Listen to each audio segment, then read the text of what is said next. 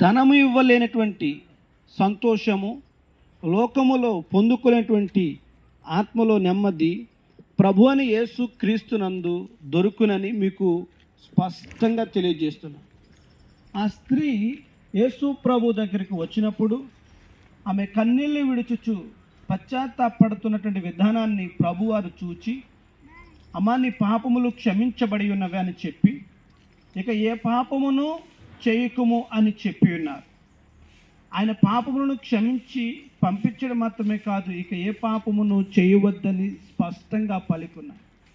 కాబట్టి ఆయన చేసేటువంటి ఆ యొక్క గొప్ప కార్యము ద్వారా ఆమె హృదయంలో నెమ్మది వచ్చింది, సంతోషం వచ్చింది.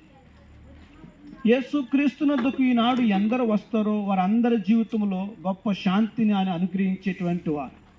మనకు శాంతిని అనుగ్రహించుట కొరకై యేసుక్రీస్తు ఈ లోకానికి వచ్చారు. ప్రతి మానవుని పాపముల కొరకు విరుగుడిగా తన ప్రాణాన్ని అప్పగించారు. ఆయన పాపము చేయలేదు, ఆయన నోట ఏ కపటము లేదని దేవుని గ్రంథము సాక్ష్యం.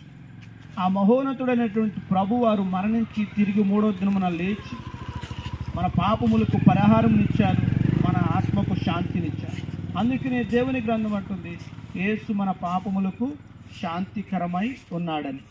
నమ్ము ప్రతివాడును ఆయన ద్వారా శాంతి సమాధానం పొందుకుంటున్నారు. మీ హృదయములలో యేసు క్రీస్తుకు స్థానం ఇవ్వండి. ఆయన నుండి విశ్వాసం ఉంచి నీతిమంతులుగా తీర్చబడండి. దేవుడు మిమ్ములను మీ కుటుంబములను దీవించునుగాక. ఆమేన్.